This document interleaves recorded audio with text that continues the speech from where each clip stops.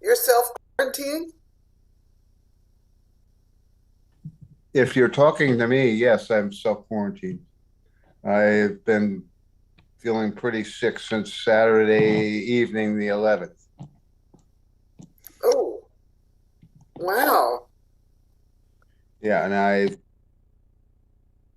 gotten a COVID test, but I'm having a hard time getting the results from anybody.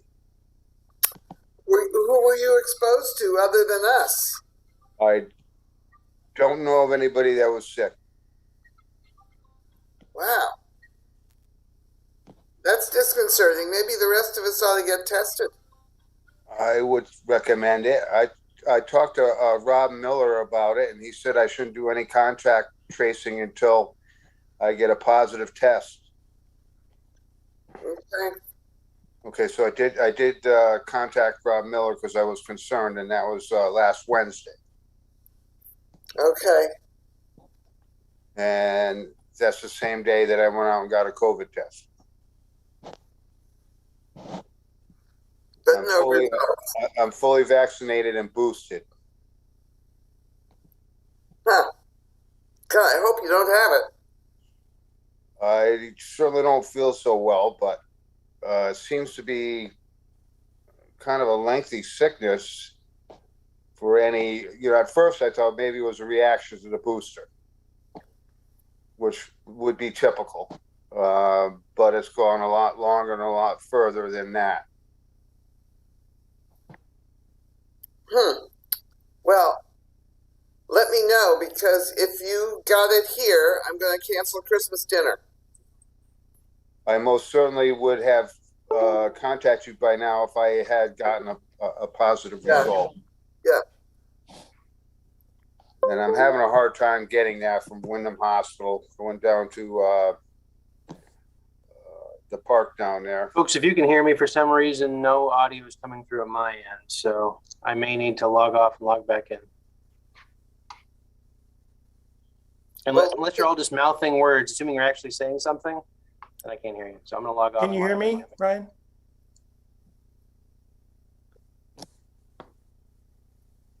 We can hear you, Ron. Yeah, okay. And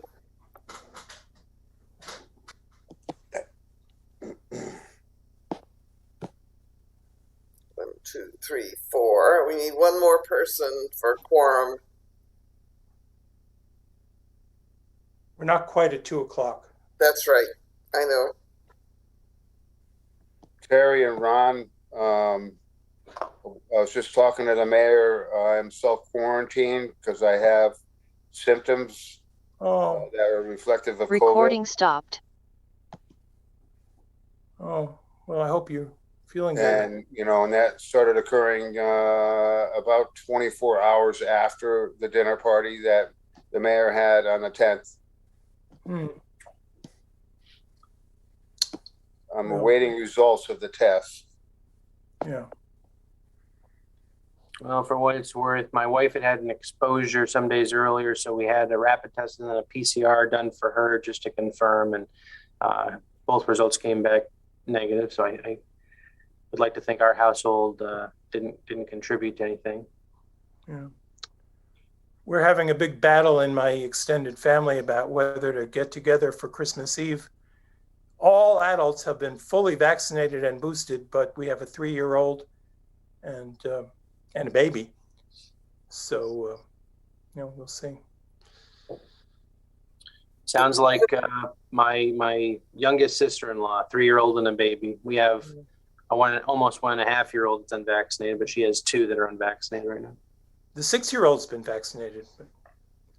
Well, having gotten a breakthrough COVID over Thanksgiving, it is more just how much it disrupts everybody around you than any individual illnesses that anyone had. We had it ripped through our office. We had 5 out of the 7 lawyers got it, and a couple of staff people, and everybody was fully vaxxed and everything else. Yeah. Did anybody get seriously ill? No, I mean, everybody, had relatively mild symptoms, but, it's just contacting everybody you're around and disrupting their lives and everything else that goes with it. So Yeah. I got boosted after that, so I should be like that boy in a bubble back from the 70s with nothing getting into me at all at this point. So. Well, there's a discussion among the families who are coming to my Christmas dinner about whether we should have it or not. Yeah. And I'm beginning to think that we'll all cook and put it out as a buffet and people can come and take plates home with them. Yeah.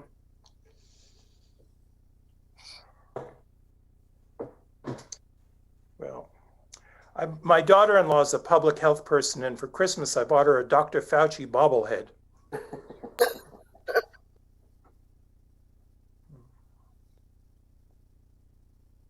I suppose that's the real mark of achievement, right? To have yourself as a bobblehead.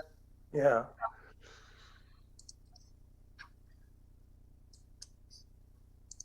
Brian, I hate to say this, but your rocking I can't look at you if it's going to Again, dizzy. Let me find myself a stationary chair because I'm going to automatically rock. I know that. Yeah, I know what you mean. I bounce on my bubble when I'm sitting on my bubble. I'm much more stationary on my chair. Hey, Ben. Brian's just been telling us that he got sick on the 11th after our dinner party, and he doesn't know whether it's COVID yet or not. He's had a test, waiting for the results, but he feels crummy.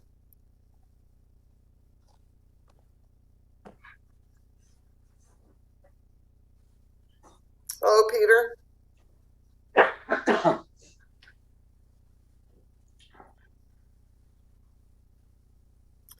All right, it's 2:01, and I'm going to call this special meeting of Recording in progress. Of this Mansfield Town Council to order. The purpose of our meeting is to name the representatives to a reapportionment committee to deal with the changes in population in the 3 sending towns to Region 19 school.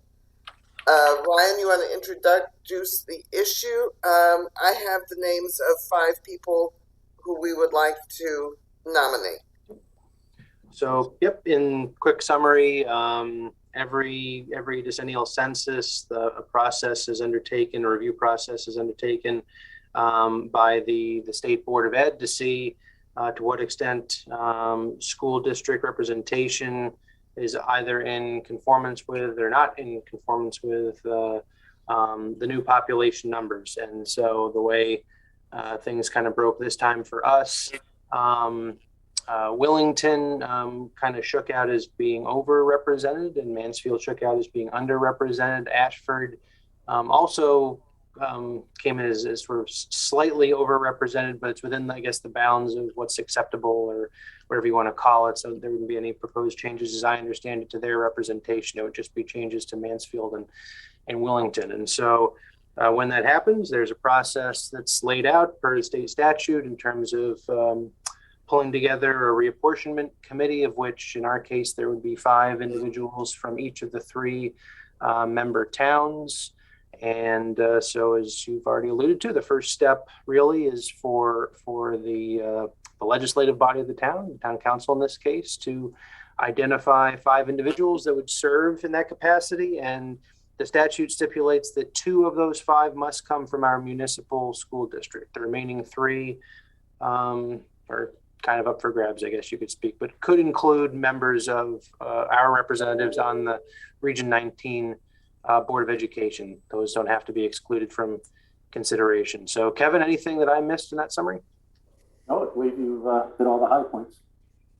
Okay, the people who have asked to be on this, who I have polled, are from the Board of Ed, Kathy Ward and Jeanette Picard, from the Town Council, Ben Shaken and Ron Shuren, and from the Region 19 Board, Deb Holtgren. So do I have a motion to name those 5 people to the Region 19 Reapportionment Committee? I have a question. Yes, Brian. How did you come about in selecting those individuals? Ask the council who wanted to be on it. Ask the chairman of the Board of Ed who wanted to be on it.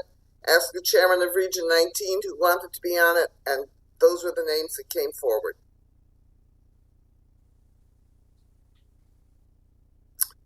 Is there a motion to make this appointment? I just want to point out there was a motion, a draft motion included in your packet. There is a need for minor revision. So actually, if you, I should have pulled this up. Let me see if I happen to have. I have it in front of me. The motion. Yes. So basically, at the end of the motion, where it says adopted by the school district, I should have written approved by the member towns. So supplant basically school district with member towns, because the reapportionment plan is not approved by the school district. It's approved by the member towns. So the motion should read, is officially adopted by the member towns and the reapportionment committee is subsequently dissolved. Correct. Yep. And the other amendment is to insert the names. Correct. Yep. All right. Does somebody wish to make that motion? Ben. Happily. I move to appoint the following individuals to serve as the town of Mansfield's 5 representatives to the Region 19 Reapportionment Committee, and for these individuals to serve on the Reapportionment Committee until such time as a new apportionment plan of representation is officially adopted by the member towns and the Reapportionment Committee is subsequently dissolved. Number 1, Ron Shuren. Number 2, me, Ben Shakin. Number 3, Kathy Ward. Number 4, Jeanette Picard. And number 5, Deborah Hultgren. All right. Is there a second to Mr. Shakin's motion? Ms. Berthelot seconds. Any further discussion, Mr. Shakin? Sure, just in quick support. This will hopefully result in slightly more representation for Mansfield on the board. We already hold a majority of the votes on the board, even though the seats are evenly split. The board currently operates with a weighted voting system for members of the public who aren't aware. And so, so I look forward to serving on the commission, and hopefully it will be a quick and easy representation look at the town's sending population, and we can bring a plan back to the council shortly. It's my understanding that the board normally functions with very coherent debates. They rarely have a dissenting vote, and the members of the board aren't even fully aware of how their votes should be calculated at this point. Mr. Shuren? Yeah, I served on that board for 7 years very happily. And yes, that's all true. It's also true that we had no idea who was a member of what party on that board. Happened to know it for people in Mansfield, didn't know it for the others. And the secretary to the superintendent did have her calculator at hand, should it ever be needed, that she calculate the weighted votes. But not even on the issue of the new school, which was an issue a few years ago, was there a division by town in terms of voting. Any further comments, questions? Mr. Coleman? Page 5 of the packet, table 1, region 19 population voting weight, shows the town of Mansfield population at 25,892. That would have to include the Yukon population, correct? That's right, yes. Is that something that should be considered in voting weight? No, but by state law, it can't. Our population includes the university students. Okay, also I want to note on page 8, section -10-63L, powers of regional school reappointment committee. Going from page 8 to beginning of page 9, where I'll pick it up, determines the number of members on the regional school board from each participating town or the voting power of such members in accordance with the proportion that the population of such town bears to the population of the entire region school district or the population of any other town in such district. The population of such town shall not include patients of any state institutional located in the town. I think that provision was put in there, you know, so it wouldn't skew the weighting vote. Wouldn't the Yukon population actually skew the vote? No, because they are not patients. If Mansfield Training School were still open, that might count. Or if somebody is a resident of Natchog Rehabilitation, that might count. But you notice that the word is patient, resident patient. It doesn't say inmate either, so prison inmates under this law would also have counted. Well, I'm thinking maybe, the intent was for that provision was not to count unnecessary heads. I know it doesn't state UConn students, but my concern is that the town of Mansfield's overweighted on the account of the population of the university. That's true in a number of institutions. It's true for Eastern Highlands Health District. There are many state laws where we must include this population in our count. Everything from educational support for the schools to payment to the Eastern Highlands Health District. Mr. Shaken, your hand was up, followed by Mr. Kotchenberger.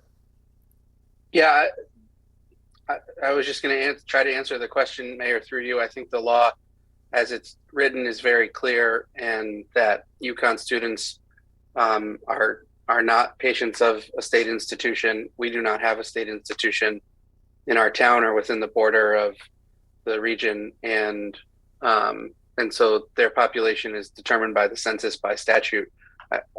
Mr. Coleman wishes to dispute the statute. He ought to take the issue up with members of the General Assembly who could revise the statute. But as it sits right now, the law is the law, and we're bound to follow it. And the region is bound to follow it as we determine the size of its board. Mr. Kotchenberger. You're muted. Oh, there we go.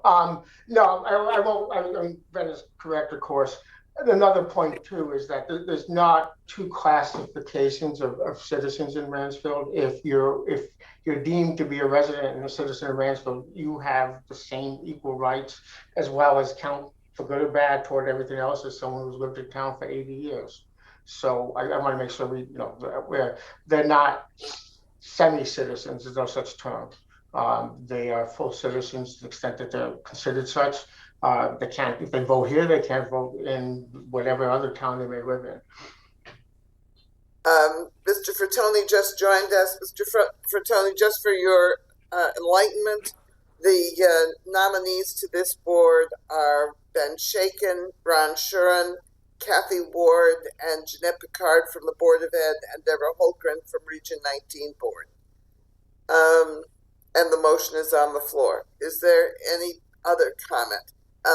Mr. Coleman, I would point out to you that the presence of UConn students in our count gives us extra weight on this board, by the way, so it provides additional protection for Mansfield students. Is there any other comment or question about the motion? Does anybody wish to vote in the negative on this motion?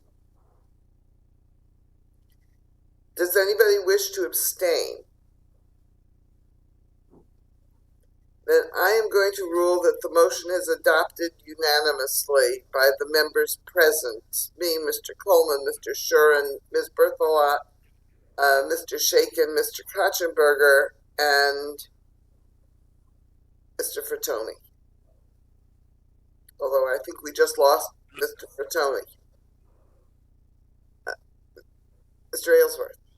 A question, thinking somebody on the group, and maybe that would be Mr. Shuren since he's served on the board previously, but was curious, going back to the 2010 decennial census. I'm just curious if the weighted votes, what's currently in place, if that was changed at that time, or if the numbers, if this is the first substantive change in some time. Yeah, there was a marginal increase in Mansfield's proportion. Okay. Again, reflecting population. And let me just say that part of this whole process is a public hearing in each of the 3 towns. Last time around, 1 person came to any of those 3 public hearings. Hopefully we have a little better participation this time, or maybe not. Ms. Berthelot.